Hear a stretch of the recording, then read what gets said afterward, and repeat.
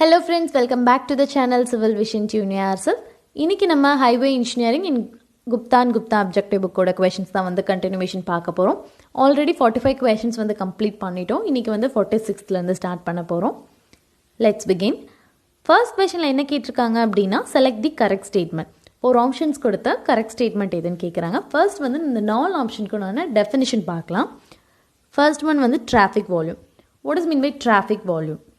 It is nothing but number of vehicle pass a point on a highway on a particular lane on a particular direction in a unit time. Mean that per unit hour. That's what called traffic volume. Only the number of vehicle that pass a point. Whereas compared to traffic capacity, it is expressed as the maximum number of vehicle in a lane or a road that can pass a given point in a unit time. Maybe an hour. That's what called traffic capacity. And then another one, smart speed. Smart speed nothing but instantaneous speed of a vehicle at a specified location.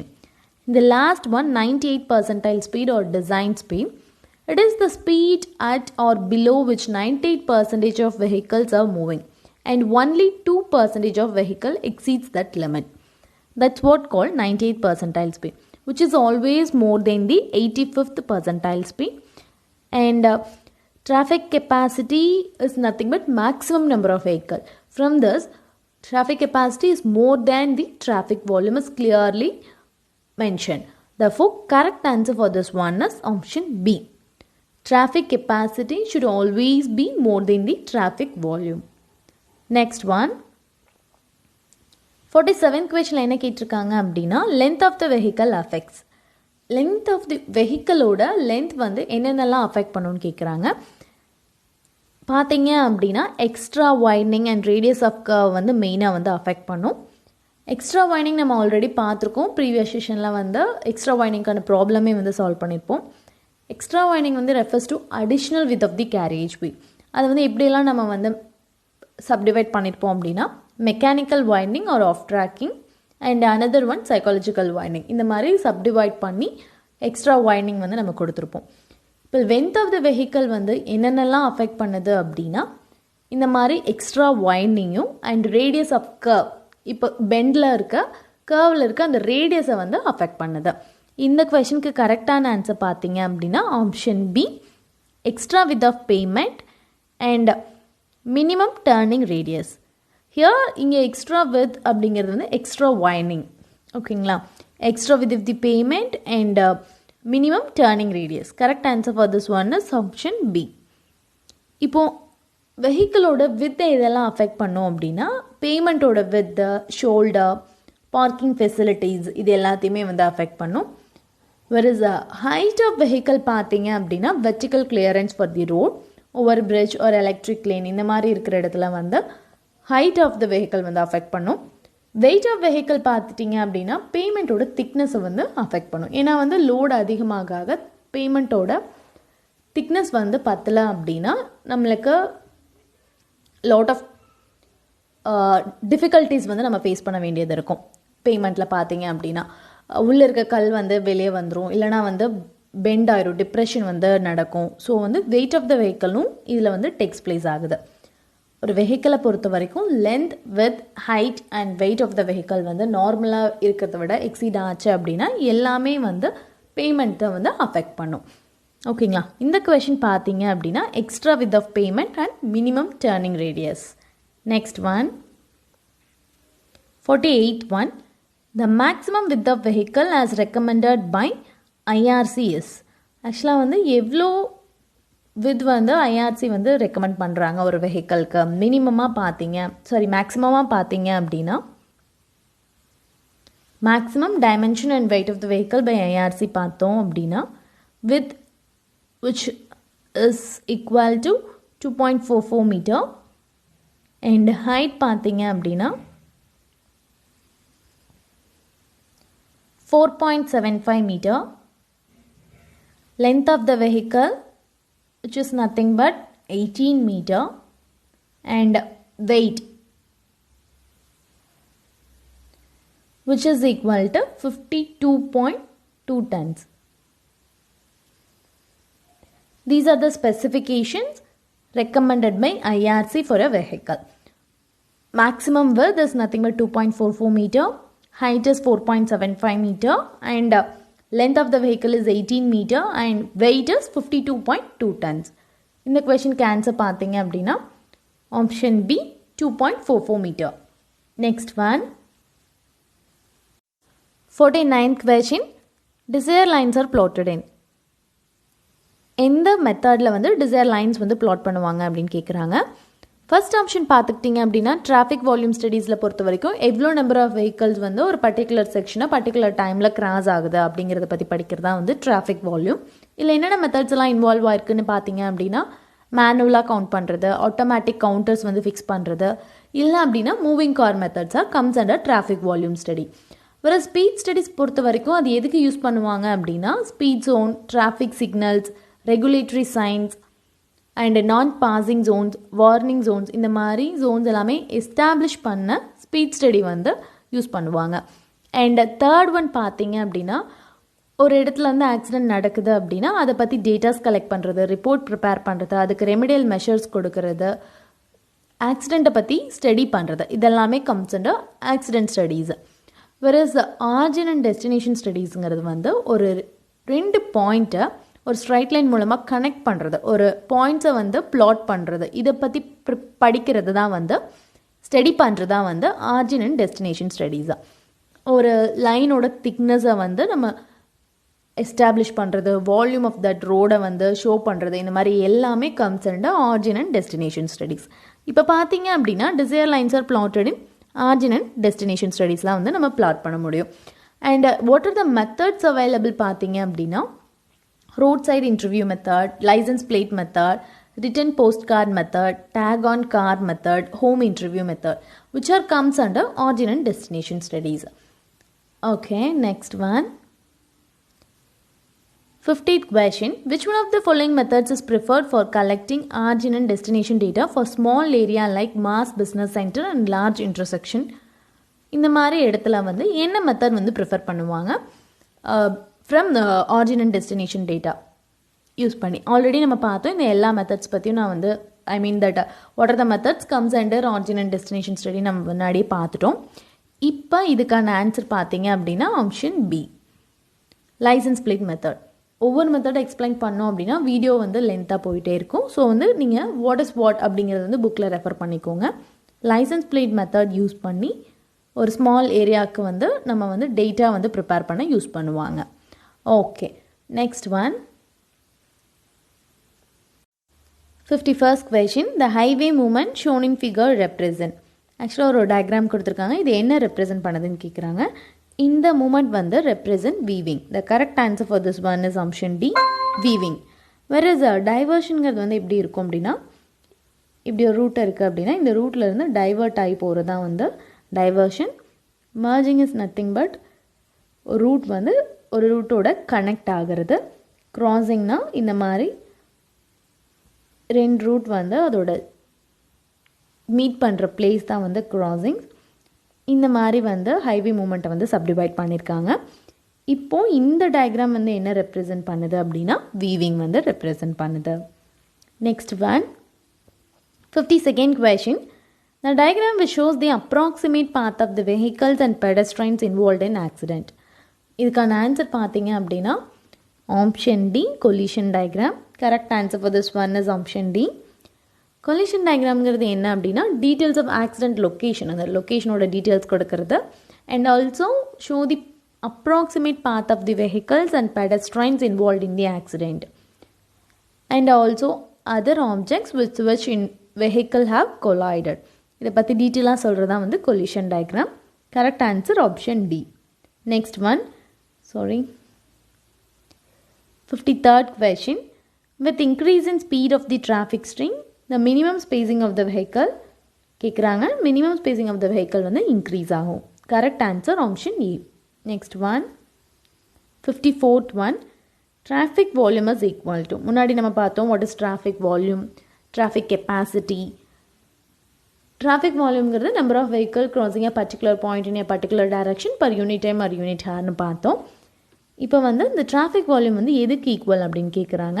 இதுக்கான correct answer பார்த்தீங்க அப்படின்னா option A, traffic density into traffic speed. Correct answer option E. Next one, which one of the following is known as design capacity? Design capacity na என்னன்னு கேக்குறாங்க. Design capacity is nothing but practical capacity. Practical capacity is என்ன அப்படின்னா maximum number of vehicle that can pass a given point on a lane or a roadway during 1 hour without traffic density. That's what called practical capacity. Correct answer பார்த்தீங்க அப்படின்னா option D, which is also known as a design capacity. Next one, 56th question. If the average center to center spacing of vehicle is 20 meters, then basic capacity of traffic lane at a speed of 50 km per hour. The questions எல்லாமே comes under traffic engineering. இந்த questionல என்ன கேட்டிருக்காங்க அப்படின்னா basic capacity, which is also called as a theoretical maximum capacity. அதுக்கான formula என்ன அப்படின்னா 1000 into speed of the vehicle in kilometer per hour divided by s. S is nothing but average center to center spacing of the vehicle. இப்போ பார்த்தீங்க அப்படின்னா v வந்து given 50 km per hour and s is nothing but 20 meters. Resolve பண்ணிங்க அப்படின்னா 2500 கிடைக்கும் நம்மளுக்கு. Correct answer பார்த்தீங்கன்னா option C, 2500 vehicles per hour. Next one, with increase in speed of the traffic stream, the maximum capacity of the lane. Already ஒரு question பார்த்தோம், traffic ஸ்ட்ரீமோட speed increase பண்ணும்போது minimum spacing of the vehicle வந்து எப்படி இருக்கும் அப்படின்னு பார்த்தோம், increases பார்த்தோம். இப்போ மினிமம் ஸ்பீட் வந்து ஸ்பேசிங் வந்து இன்க்ரீஸ் ஆகும்போது maximum capacity of the lane வந்து எப்படி இருக்கும் பார்த்தீங்க அப்படின்னா ஃபர்ஸ்ட் வந்து இன்க்ரீஸ் ஆகிட்டே இருக்கும் and then decreases after reaching a maximum value at optimum speed. Correct answer வந்து ஆப்ஷன் சி. இதுக்கான ஒரு ஃப்ளோ டயக்ராம் வந்து புக்கில் இருக்க ரெஃபர் பண்ணிக்கோங்க. நெக்ஸ்ட் வந்து equivalent factor of passenger car unit for a passenger car as per IRC recommended. IRC recommend பண்ணுற equivalent factor of passenger car unit என்னன்னு கேட்குறாங்க. for a passenger carக்கு என்ன ரெக்கமெண்ட் பண்ணுது அப்படின்னு கேட்குறாங்க. இப்போ பார்த்தீங்க அப்படின்னா மோட்டர் சைக்கிள் அண்ட் ஸ்கூட்டர்லாம் பார்த்தீங்கன்னா ஈக்குவலன்ட் ஃபேக்டர் பார்த்தீங்க அப்படின்னா வந்து 0.5. Where is a passenger use பண்ணுற கார், வேன், ஆட்டோ ரிக்ஷா இதுக்கெல்லாம் பார்த்தீங்க அப்படின்னா 1. அண்ட் தென் ட்ரக் ஆர் பஸ்க்கு பார்த்தீங்க அப்படின்னா 3. சைக்கிளுக்கு பார்த்தீங்க முன்னாடி நம்ம பார்த்தோம், மோட்டர் சைக்கிள் பார்த்தோம், இப்போ வந்து பிளைன் சைக்கிள் பார்த்தீங்க அப்படின்னா 0.5. சைக்கிள் ரிக்ஷா பார்த்தீங்க அப்படின்னா 2. அண்ட் ஹார்ஸ் ட்ரான் வெஹிக்கிள்ஸ் பார்த்தீங்க அப்படின்னா 4. அண்ட் மேக்ஸிமம் பார்த்தீங்க பிக் புல்லட் கட் பார்த்தீங்க அப்படின்னா 8. இப்போ நம்மளோட கொஷின் வந்து பேசஞ்சர் காருக்கு as per IRC என்ன ரெக்கமெண்ட் பண்ணுறாங்க அப்படின்னா 1. பேசஞ்சர் கார், வேன், ஆட்டோ ரிக்ஷாவுக்கு வந்து அவங்க ரெக்கமெண்ட் பண்ணுற வேல்யூ ஈக்குவலன்ட் ஃபேக்டரோட வேல்யூ வந்து 1. Next one, 59th question. If the stopping distance and average length of the vehicle are 18 meter and 6 meter respectively, then we have to find out the theoretical maximum capacity of the traffic lane at a speed of 10 meter per second. We already discussed the formula, which is nothing but basic capacity or theoretical maximum capacity, which is equal to 1000 into V by S. Here V denotes the speed of the vehicle and S denotes the average center to center distance of the vehicle, center to center spacing of the vehicle. இப்போ பார்த்தோம் அப்படின்னா முன்னாடி கொஷனில் டேரெக்டாக கிவனில் இருந்துச்சு, centre to centre spacing வந்து இருந்துச்சு. But இங்கே வந்து அப்படி சொல்லாமல் stopping distance and average length of the vehicle வந்து கொடுத்துட்டாங்க. எப்படி கேல்குலேட் பண்ணுறதுன்னு பார்க்கலாம். V is nothing but 10 meter per second. நம்ம ஸ்பீடை வந்து கிலோமீட்டர் பர் ஹாரில் கன்வெர்ட் பண்ணிக்கணும். 10 into 18 by 5 பார்த்தீங்க அப்படின்னா 36 கிடைக்கும். 1 5 is 5, 2 5 is 10, 18 into 2 which is equal to 36. Metre per செகண்ட்லேருந்து கிலோமீட்டர் பர் ஹாருக்கு கன்வெர்ட் பண்ண 18 by 5. வெரஸ் கிலோமீட்டர் பர் ஹார்லேருந்து மீட்டர் பர் செகண்ட் கன்வெர்ட் பண்ண 5 by 18. இந்த ஃபார்முலா யூஸ் பண்ணி நம்ம வந்து கேல்குலேட் பண்ணிட்டோம். இப்போ speed of the vehicle in kilometre per hour பார்த்தீங்க அப்படின்னா 36. எஸ் பார்த்தீங்க அப்படிங்கிறது எப்படி கேல்குலேட் பண்ணலாம் அப்படின்னா S is nothing but SG plus length. முன்னாடி டேரெக்டாக கொடுத்தா நம்ம டேரெக்டாக எழுதிக்கிட்டோம். அப்படி கொடுக்காத பட்சத்தில் இதுக்கான ஃபார்முலா என்ன அப்படின்னா எஸ்ஜி ப்ளஸ் எல். எஸ்ஜி அப்படிங்கிறது வந்து ஸ்பேஸ் கேப் அண்ட் எல்ங்கிறது வந்து average length of the vehicle. இப்போ இந்த ரெண்டையும் ஆட் பண்ணோம் அப்படின்னா நமக்கு என்ன கிடைக்கும்? 24 and speed of the vehicle is 36 into 1000. இது calculate பண்ணிங்க அப்படின்னா 6 6 are 36 and 4 6 are 24, 2 and 3 500 into 3, which finally we get 1500 vehicles per hour. Correct answer பார்த்தீங்க அப்படின்னா option A, 1500 vehicles per hour. questions வந்து பேசிக் கெப்பாசிட்டினும் இருக்கலாம், அப்படி இல்லை அப்படின்னா தியரிட்டிக்கல் மேக்ஸிமம் கெப்பாசிட்டினும் இருக்கலாம். நான் முன்னாடியே டிஃபைன் பண்ணியிருந்தேன் which is also called as a basic capacity அப்படின்ட்டு. இந்த மாதிரி சின்ன சின்ன ட்ரிக்ஸ் தான் இருக்கும், நீங்கள் ஃபாலோ பண்ணிக்கிட்டீங்க அப்படின்னா ரொம்ப ஈஸியாக இருக்கும். இது எல்லாமே comes under traffic engineering questions. Next பார்த்தோம் அப்படின்னா scientific planning of transportation system and mass transit facilities in city should be based on. முன்னாடி பார்த்த மாதிரி தான் நிறையா மெத்தட்ஸ் பார்த்தோம். நம்ம accidental method, smart speed data study method and origin and destination study method, traffic volume data study method, இந்த மாதிரி நிறைய மெத்தட் பார்த்தோம். இங்கே வந்து கொஷனில் வந்து scientific planning of transportation system, ஒரு டிரான்ஸ்போர்ட்டேஷன் சிஸ்டமை எப்படி பிளான் பண்ணுறது அண்ட் மாஸ் டிரான்சிட் ஃபெசிலிட்டிஸை பற்றி படிக்கக்கூடிய ஸ்டடி எதுன்னு கேட்குறாங்க. இதுக்கான கரெக்ட் ஆன்சர் பார்த்தீங்க அப்படின்னா option B, origin and destination study. இந்த ஸ்டடியில் தான் வந்து ரொம்ப எசென்ஷியலாக பிளானிங்கை பற்றி, ஒரு புதுசாக ஹைவே நீங்கள் வந்து கொண்டு வரீங்க, ஒரு ஸ்டேட் ஹைவேஸ் ஒரு நேஷ்னல் ஹைவேஸ் என்ன கொண்டு வந்தாலும் ரொம்ப எசென்ஷியலாக அந்த பிளானிங்கை பற்றி படிக்கிறது எல்லாமே comes under origin and destination studies. இல்லை ஆல்ரெடி எக்ஸிஸ்டிங் ரோடை பற்றி அதில் ஏதாவது இம்ப்ரூவ்மெண்ட் கொண்டு வரதுனாலும் நம்ம go with origin and destination studies. And finally which is used for mass rapid transit சிஸ்டம்க்கு வந்து யூஸ் பண்ணுவாங்க, பிளான் பண்ணுறதுக்கு வந்து யூஸ் பண்ணுவாங்க. நெக்ஸ்ட் வந்து 61, the diagram which shows all important physical condition of an accident, locations like road limits, bridges, trees and all other details of roadway conditions which is known as. ஆக்சுவலாக என்ன diagram வந்து இந்த மாதிரி எல்லா கண்டிஷனையுமே show பண்ணுது ஒரு ஆக்சிடெண்ட்டை பற்றி அப்படின்னு கேட்குறாங்க. இதுக்கான கரெக்ட் ஆன்சர் பார்த்தீங்க அப்படின்னா ஆப்ஷன் சி, கண்டிஷன் டயக்ராம். இதை பொறுத்த வரைக்கும் drawing of accident location, important physical features of the road and joining areas, இது எல்லாமே வந்து டிஃபைன் பண்ணுறது comes under condition diagram. முன்னாடி நம்ம collision diagramல பார்த்தோம் accidental location and path of the vehicle, எப்படி வந்து பெடஸ்ட்ரியன்லாம் உள்ள வந்து இருக்குது அப்படிங்கிறது வந்து டீட்டெயிலாக வந்து எக்ஸ்பிளைன் பண்ணது வந்து collision diagram. கண்டிஷனுங்கிறது வந்து அந்த லொக்கேஷனை ட்ரா பண்ணி காட்டுறது. drawing of accident location, important physical features of the road comes under condition diagram. Okay, and then spot map வந்து என்ன ஷோ பண்ணோம் அப்படின்னா ஆக்சிடென்ட் பை ஸ்பாட், அந்த எந்த இடத்துல நடந்துச்சு, pin or simple of the road map of the locality which is also called as this one is also called as spot maps. Okay, next one 62nd question.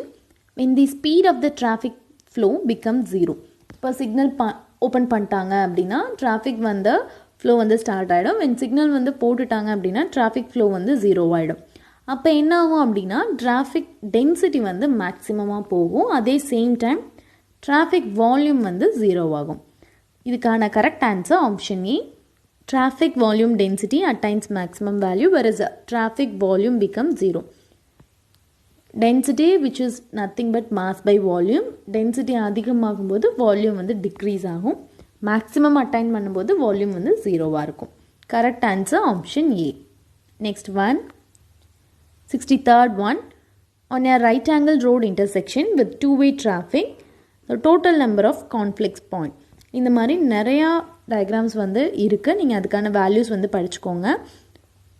Conflict பாயிண்டில் point at which a highway user crossing, merging with or diverging from a road or a driveway conflicts with another highway user using the same road of driveway, and then the conflict point for this one is option D, 24.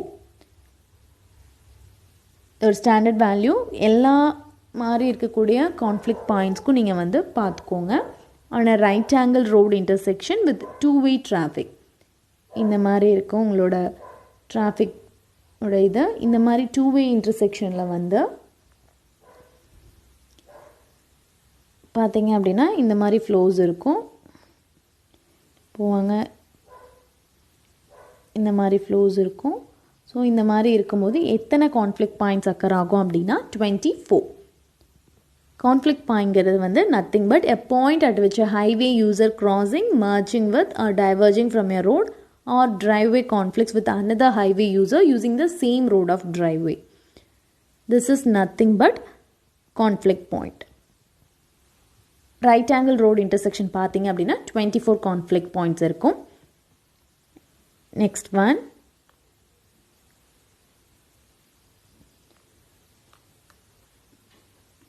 Sixty-fourth one என்ன அப்படின்னா the background color of the informatory signboard. Information சைன்போர்டோட background colour எப்படி இருக்குன்னு கேட்குறாங்க. இதுக்கான correct answer வந்து option B. இந்த மாதிரி எல்லா சைனுக்கான பேக்ரவுண்ட் கலர்ஸ் அண்ட் லெட்டரோட கலர்ஸ் எல்லாமே பார்த்துக்கோங்க. இது ரொம்ப இம்பார்ட்டன்ட் டிராஃபிக் இன்ஜினியரிங் பொறுத்த வரைக்கும். Correct answer for this one is option B. Next one. Which one of the following is indicated by warning sign? எந்த ஆப்ஷன் வந்து வார்னிங் சைனை வந்து இண்டிகேட் பண்ணுதுன்னு கேட்குறாங்க. இதுக்கான correct answer option A, level crossing. Level crossing indicated by a warning sign. Okay, next one. 66th one. Dead slow is a. Dead slowன்னு வந்து எதை சொல்லுவோம் அப்படின்னா regulatory sign. Correct answer for this one is option A, regulatory sign. Next one. 67th one. The most efficient traffic signal system is. 4 systems இருக்கு. அதில் வந்து எந்த system வந்து efficient system அப்படின்னு கேட்குறாங்க. Correct answer option C, flexible progressive system.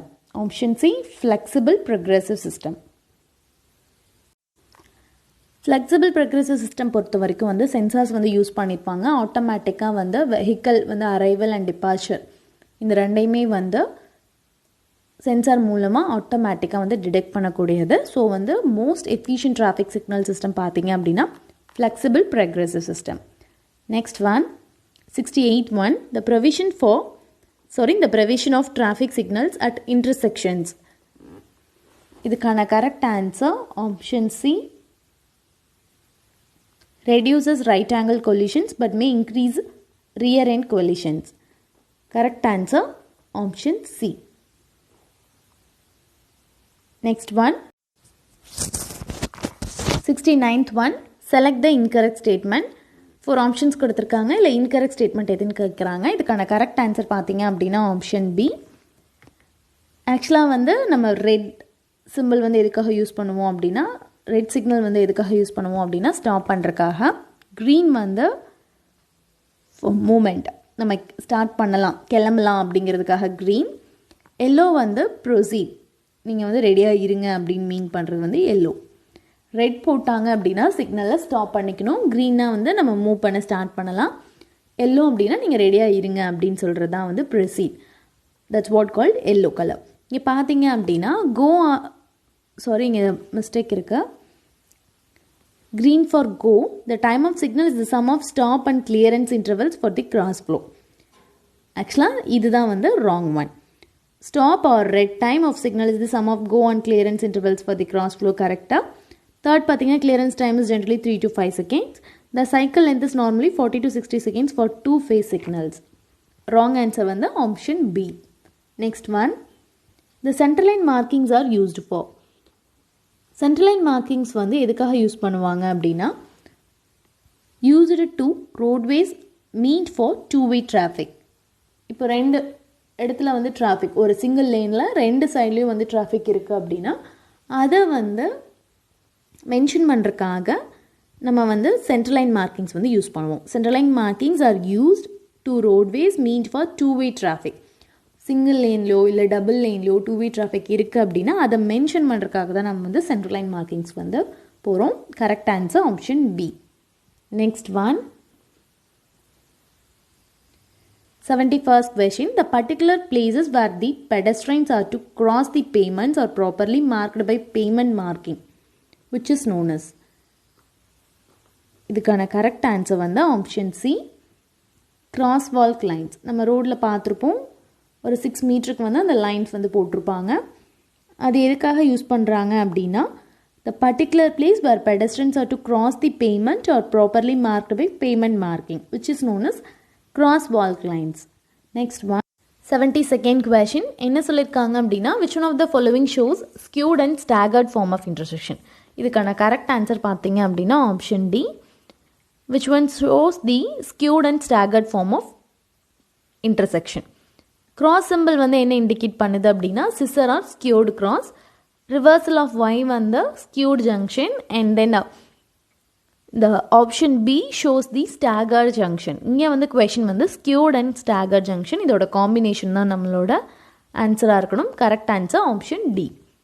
Next one, the entrance and exit curves of a rotary have. ஆக்சுவலாக வந்து rotary இன்டர்செக்ஷனுங்கிறது வந்து ஒரு enlarged road intersection where all converging vehicles are forced to move around the large central island in one direction before they are allowed to weave out of traffic flow. This is what called rotary intersection. இதை பொறுத்த வரைக்கும் அதோட entrance and exit curves வந்து எப்படி இருக்கணும் அப்படின்னா different radii and different widths of pavement. Correct answer option D. Next one,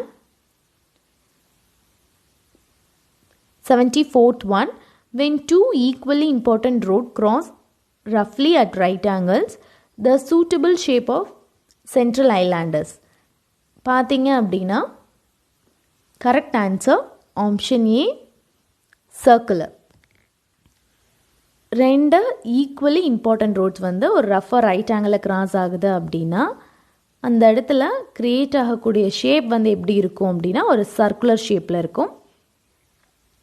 when 4 or more than 4 intersection roads வந்துச்சு அப்படின்னா அது வந்து elliptical shape போகும். whereas reduce speed at entry and increase at leaving. Entry ஆகும்போது speed கம்மியாக இருந்தும் leaving ஆகும்போது வந்து அதிகமாக இருக்கும்போது அது வந்து டர்பைன் ஷேப்பில் இருக்கும்.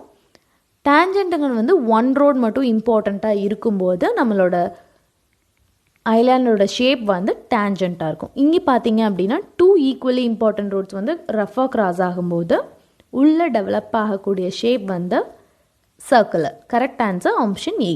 Next one, 75th question, the maximum number of vehicles beyond which the rotary may not function efficiently. as per IRC என்ன ரெக்கமெண்ட் பண்ணுறாங்க அப்படின்னா volume of traffic is between 500 to 3000 vehicles per hour. Per ஹாருக்கு இவ்வளோ vehicles தான் வந்து இருக்கணும், traffic volume இவ்வளோ தான் இருக்கணும் அப்படின்னு வந்து மென்ஷன் பண்ணியிருக்காங்க. And also number of intersection of roads பார்த்தீங்க அப்படின்னா 4 to 7 இருக்கும்போது இந்த மாதிரி வால்யூம் வந்து அவங்க வந்து ரெக்கமெண்ட் பண்ணியிருக்காங்க. இப்போது எப்போ வந்து எஃபெக்டிவாக ஃபங்க்ஷன் ஆகாதுன்னு கேட்குறாங்க. இதுக்கான correct answer option C 5000 vehicles per hour. Only 500 to 3000 vehicles per hour தான் இருக்கணும். அதுக்கு மேலே எக்ஸீட் ஆனாலே அதோட ஃபங்க்ஷன் வந்து எஃபெக்டிவாக இருக்காது. Next one, a traffic rotary is justified where? as per IRC வந்து முன்னாடி நம்ம பார்த்தோம் traffic volume பார்த்தீங்க அப்படின்னா 500 to 3000 vehicles per hour, intersection பார்த்தம்போது 4 to 7, and rotary requires large area of land, hence cost of its construction may be high. So வந்து எப்போ வந்து அதை ஜஸ்டிஃபை பண்ணணும், நம்ம ஜஸ்டிஃபை பண்ணுறோம் அப்படின்னா number of intersection of roads is between 4 to 7. இங்கே கொடுத்துருக்க ஆப்ஷனில் பார்த்தீங்க அப்படின்னா option A number of intersection of roads is between 4 and 7. Next one, 77th one, when a number of roads are meeting at a point and only one road is important. நம்ம முன்னாடியே பார்த்தோம் ஒரு road மட்டும் இம்பார்ட்டண்ட்டாக இருக்கும்போது சூட்டபிளான shape பார்த்தீங்க அப்படின்னா tangent. இதே 2 roads வந்து இம்பார்ட்டன்ட் இருக்கும்போது ஈக்குவலாக வந்து கிராஸ் ஆகும்போது பார்த்தோம் circular. And then next one, maximum number of vehicles can be parked with. எந்த மாதிரி ஆங்கிளில் பார்க் பண்ணால் மேக்ஸிமம் நம்பர் ஆஃப் வெஹிக்கல்ஸ் வந்து நம்மளால் பார்க் பண்ண முடியும்னு பார்த்தீங்க அப்படின்னா right angle, I mean at 90 degree ஆங்கிளில் நம்ம வந்து பார்க் பண்ணும்போது மேக்ஸிமம் நம்பர் ஆஃப் வெஹிக்கல்ஸ் வந்து நம்மளால் பார்க் பண்ண முடியும். Correct answer option D 90 degree angle parking. Next one, when width of the curb parking space and width of street are limited, generally preferred parking system. கர்போட parking ஸ்பேஸையும் width of the ஸ்ட்ரீட்டை வந்து limit பண்ணும்போது என்ன மாதிரி parking system வந்து நம்மளுக்கு கம்ஃபர்டபுளாக இருக்கும்னு பார்த்தீங்க அப்படின்னா ஆப்ஷன் ஏ பேரல் பார்க்கிங். இந்த மாதிரி பேரலாக வெஹிக்கல்ஸ் வந்து வெஹிக்கல் 1, 2, 3 இந்த மாதிரி பேரலாக பார்க்கிங் பண்ணுறது தான் வந்து ரொம்ப எஃபிஷியண்ட்டாக இருக்கும். ஜென்ரலாக ப்ரிஃபர் பண்ணுவாங்க parallel parking. Next one maximum பார்த்தீங்க அப்படின்னா 90 டிகிரி ஆங்கிள் பார்க்கிங். இந்த மாதிரி லிமிட் பண்ணும்போது நம்ம யூஸ் பண்ணுற பார்க்கிங் வந்து parallel parking. Okay, next one 18th question. As per IRC recommendation, the average level of illumination on important roads carrying fast traffic is. இதுக்கான correct answer வந்து option D 30 lux. As per IRC recommendation 30 lux வந்து use பண்ணுவாங்க. Average level of illuminations on roads carrying fast traffic system. Okay, next one 81st question. என்ன சொல்லியிருக்காங்க அப்படின்னா எந்த lighting system வந்து ரொம்ப எக்கனாமிக்கல் ஒன் ஃபார் நேரோ ரோட்ஸ். நேரோ ரோட் சிஸ்டம் இருக்கும்போது எந்த லைட்டிங் சிஸ்டம் வந்து ரொம்ப எக்கனாமிக்கல்னு கேட்குறாங்க. இதுக்கான கரெக்ட் ஆன்சர் பார்த்தீங்க அப்படின்னா option A single side lightning. Suitable only for narrow pavements. Spacing of poles வந்து 30 மீட்டர் டு 60 மீட்டருக்குள்ளே நம்ம வந்து போல்ஸோட ஸ்பேசிங் இருக்கிறப்ப நம்ம சிங்கிள் சைட் லைட்டிங் சிஸ்டம் போய்க்கலாம். Next one 82nd one, the direct interchange ramp involves. First வந்து இன்டர்சேஞ்ச்னா என்னென்னு பார்க்கலாம். ரொம்ப கன்ஜஸ்டடான ஏரியாஸில் டிராஃபிக் வந்து அதிகமாக இருக்கிற ஏரியாஸில் வந்து ரோடை வந்து செப்பரேட் பண்ணுவாங்க. அந்த டெக்னிக் பேர் தான் வந்து இன்டர்சேஞ்ச் ஃபெசிலிட்டிஸ். அப்படி பண்ணும்போது என்ன ஆகும் அப்படின்னா கான்ஃப்ளிக்ஸ் எல்லாமே வந்து அவாய்ட் பண்ண முடியும். கிராசிங் கான்ஃப்ளிக்ஸ் எல்லாமே வந்து எலிமினேட் பண்ண முடியும் by means of bridge or flyovers construct பண்ணி அவங்க வந்து இந்த மாதிரி டிராஃபிக் ஃப்ளோவை வந்து கண்ட்ரோல் பண்ணுவாங்க. இந்த ஃபெசிலிட்டியை நம்ம வந்து என்ன சொல்கிறோம் அப்படின்னா இன்டர்சேஞ்ச் ரேம்ப்ஸ்ன்னு சொல்கிறோம். இது broadly classified as direct, semi direct and indirect 3 classify பண்ணுறாங்க. டைரக்ட் பார்த்தீங்க அப்படின்னா நம்மளோட ஃப்ளோ வந்து போத் சைட்ஸில் இருக்கும்போது ரைட் சைடில் டைவர்ட் பண்ணுறதுக்கு நேம் தான் வந்து என்ன சொல்கிறாங்க அப்படின்னா டைரக்ட் இன்டர்சேஞ்ச் அப்படின்னு சொல்கிறாங்க. இதே செமி டைரக்ட் அப்படின்னா லெஃப்டில் வந்து டைவர்ட் பண்ணி மர்ஜ் பண்ணுறதுக்கு பேர் தான் வந்து என்ன சொல்கிறாங்க அப்படின்னா செமி டைரக்டாக. வேறு டைரக்ட் இன்டர்சேஞ்சில் நம்மளால் வந்து கான்ஃப்ளிக்ஸை ஃபுல்லாக எலிமினேட் பண்ண முடியாது. ஏன்னா டைரெக்டாகவே நம்ம வந்து போய் ரோட் ஃப்ளோவோட கனெக்ட் பண்ணும்போது நம்மளால் எலிமினேட் பண்ண முடியாது. வேறு இன்டைரக்ட் பார்த்தீங்க அப்படின்னா டிஸ்டன்ஸ் அதிகமாக ட்ராவல் பண்ண வேண்டியது இருக்கும், பட் ஆனால் கான்ஃப்ளிக்ஸை வந்து அவாய்ட் பண்ண முடியும். இதுதான் வந்து அதில் அட்வான்டேஜ். இப்போ நம்மளோட கொஷின் வந்து த டைரக்ட் இன்டர்சேஞ்ச் ரேம்ப் இன்வால்வ்ஸ். இதுக்கான கரெக்ட் ஆன்சர் வந்து option C diverging to the right side and merging from the right. This is what called direct interchange ramp. Okay, next one 83rd question பார்த்தீங்க அப்படின்னா in soils having same values of plasticity index வந்து ஒரே மாதிரி தான் இருக்குது, but if the liquid limit increases, plasticity index which is equal to IP equal to liquid limit minus plastic limit. இப்போ இந்த ரெண்டையும் வந்து மைனஸ் பண்ணி கிடைக்கக்கூடிய வேல்யூ தான் நம்மளுக்கு வந்து பிளாஸ்டிசிட்டி இண்டெக்ஸ். இப்போ லிக்விட் லிமிட் வந்து இன்க்ரீஸ் ஆகும்போது IP also increases. IP values increase ஆச்சு அப்படின்னா ஒரு சாயில் வந்து ரொம்ப பிளாஸ்டிக்காக மாறிட்டுருக்குன்னு அர்த்தம். அப்போ பார்த்திங்கன்னா வந்து கம்ப்ரெசிபிலிட்டி அண்ட் பெர்மியபிலிட்டி வந்து அதிகமாகும். அட் த சேம் டைம் அதோட ட்ரை ஸ்ட்ரென்த் வந்து டிக்ரீஸ் ஆயிரும். இதுக்கான கரெக்ட் ஆன்சர் வந்து option D. Next one 84th question. Which one of the following test measures the toughness of the road? Toughness அப்படின்னு சொன்னாலே நமக்கு நல்லா தெரியும். Toughness is nothing but impact test. Impact test மூலமாக தான் வந்து ஒரு அக்ரிகேட்டோட டஃப்னஸ் வந்து ஃபைண்ட் அவுட் பண்ண முடியும். ஷேப் டெஸ்ட் எடுத்துக்கிட்டிங்க அப்படின்னா flakiness index and elongation index length and thickness point பண்ணுறது. அபரேஷன் டெஸ்ட்டுங்கிறது வந்து ஹார்ட்னஸ் ஃபைண்ட் அவுட் பண்ணுறது. க்ரஷிங் டெஸ்ட்டுங்கிறது வந்து ஒரு அக்ரிகேட்டோட ஸ்ட்ரென்த், அதோட க்ரஷிங் எபிலிட்டி எவ்வளோ அப்படின்னு வந்து டிட்டர்மைன் பண்ணுறது. இங்கே பார்த்தீங்கன்னா டஃப்னஸ் கண்டுபிடிக்கிறதுக்கு நம்ம யூஸ் பண்ணுற மெத்தட் வந்து impact test. Next one 85th one, Los Angeles testing machine is use to conduct. இந்த லாஸ் ஏஞ்சல் டெஸ்டிங் வந்து நம்ம மெஷின் வந்து எதுக்காக நம்ம என்ன டெஸ்ட் பர்ஃபார்ம் பண்ண யூஸ் பண்ணுவோம் அப்படின்னு கேட்குறாங்க. இதுக்கான கரெக்ட் ஆன்சர் வந்து option A abrasion test. Attrition டெஸ்ட்னால் வந்து என்ன அப்படின்னா mutual rubbing of stones or aggregate இது வந்து டெஸ்டட் பை அபரேஷன் டெஸ்ட்டில் வந்து அட்ரேஷன் டெஸ்ட்டு வந்து நம்ம கண்டக்ட் பண்ணுவோம். But Los Angeles testing machine வந்து எதுக்காக யூஸ் பண்ணுறோம் அப்படின்னா அபரேஷன் டெஸ்ட் பண்ணுறதுக்காக. Next one 86th one. If in a Dory aberration test the loss in weight is 21 grams then the coefficient of hardness is நம்மளுக்கு coefficient of hardness கண்டுபிடிக்கிறதுக்கு formula இருக்குது. as per Dory aberration test படி coefficient of hardness which is equal to 20 minus loss in grams by 3. 20 minus 21 by 3, finally we get 13. இப்போ பார்த்தீங்க அப்படின்னா coefficient of hardness for loss in weight of 21 grams is 13. Correct answer வந்து option B. Next one, 87th one. In CBR test value of CBR is calculated. CBR testல வந்து CBR value வந்து எதுக்காக நம்ம calculate பண்ணுவோம்? penetration of 2.5 mm and 5 mm ரெண்டுக்குமே வந்து நம்ம calculate பண்ணுவோம். CBR வேல்யூங்கிறது nothing but corrected load value divided by standard load into 100 இப்படி தான் வந்து ஃபார்முலா யூஸ் பண்ணி கேல்குலேட் பண்ணுவோம். இது வந்து எக்ஸ்பிரஸ் பண்ணுறதே வந்து பர்சன்டேஜில் வந்து எக்ஸ்பிரஸ் பண்ணுவோம். இதோட பெனிட்ரேஷன் வந்து போத் 2.5 mm அண்ட் 5 mmக்கு வந்து நம்ம வந்து கண்டக்ட் பண்ணுவோம். Next one, if aggregate impact value is 20 to 30%, then it is classified as நம்ம impact test conduct பண்ணி values வந்து மெஷர் பண்ணுறோம் 20 to 30 அப்படின்னு சொல்லிட்டு அதை வந்து எப்படி கிளாஸிஃபை பண்ணுறாங்க. ஃபர்ஸ்ட் வந்து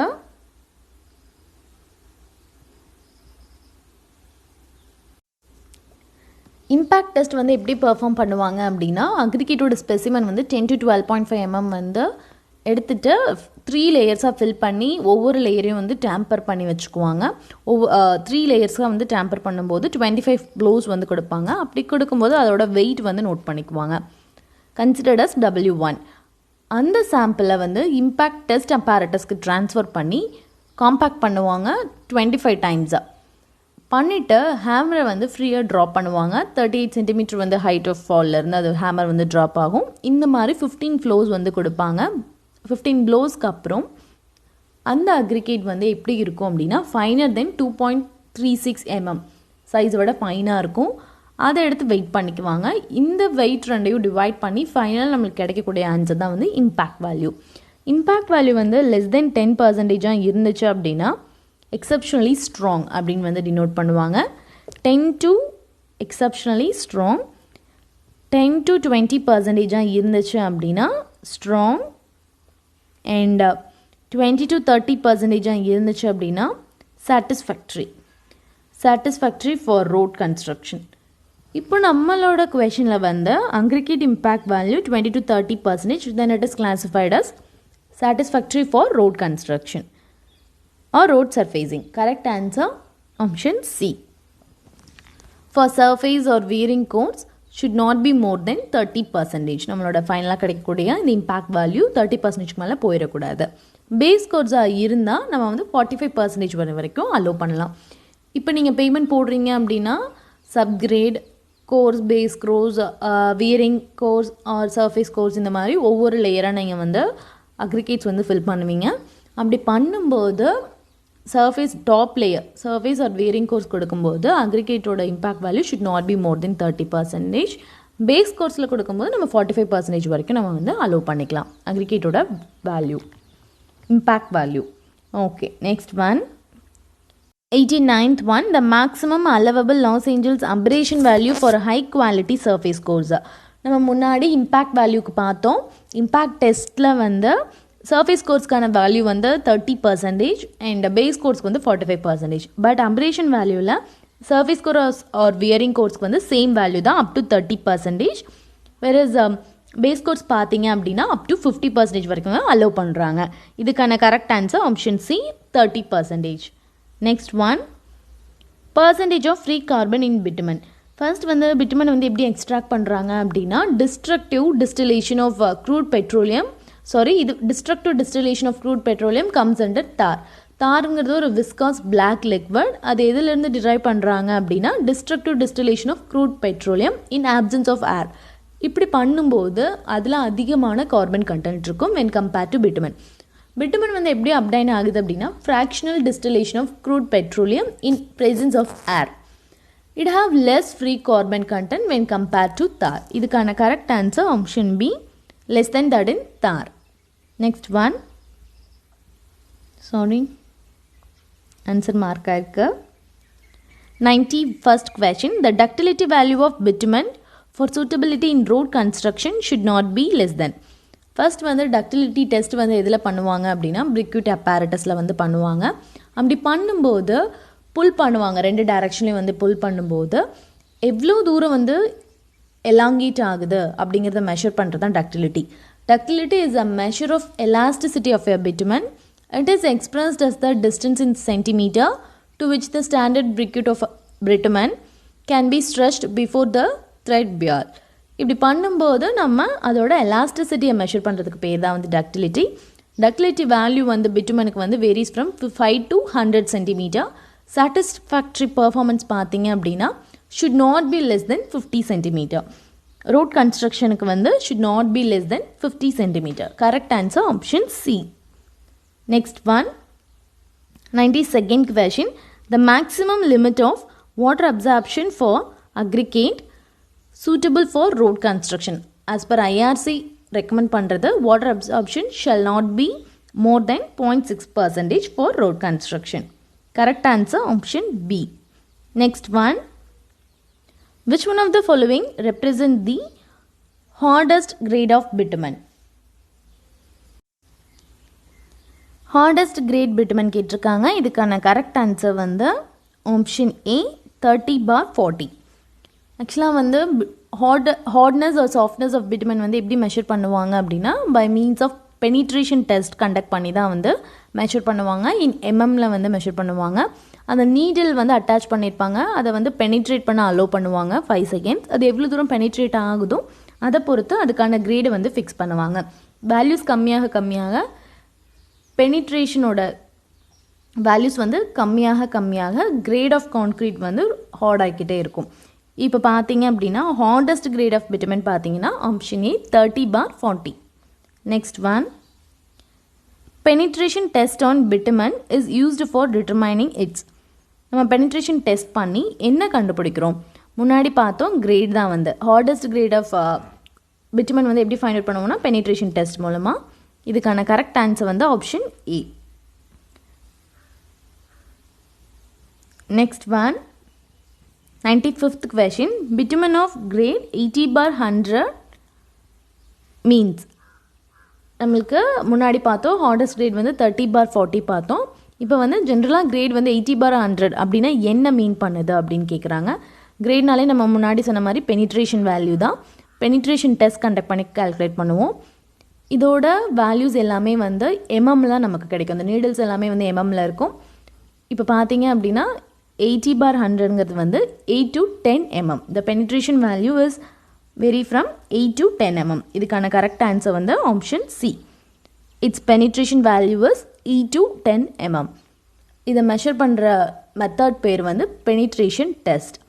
It measures the hardness or softness of bitumen by measuring the depth of tens of millimeter. 1/10. இதை 1/10ஆல் நீங்கள் டிவைட் பண்ணிங்க அப்படின்னா உங்களுக்கு கிடைக்கக்கூடிய வேல்யூ தான் வந்து penetration value in mm, to which standard loaded needle will penetrate vertically in 5 seconds. 5 secondsக்குள்ளே எவ்வளோ penetration இருக்கும் அதை மெஷர் பண்ணுறது தான் penetration test. நியர்லி 50 questions வந்து கம்ப்ளீட் பண்ணிட்டோம். இன்னும் ஒரு 112 or 113 questions தான் ரிமைனிங் பெண்டிங் இருக்குது. நெக்ஸ்ட் வீடியோஸில் வந்து கம்ப்ளீட் பண்ண ட்ரை பண்ணலாம். If you like my work, just hit the like button. I hope this video will be very useful for you. Kindly share with your friends. Thank you.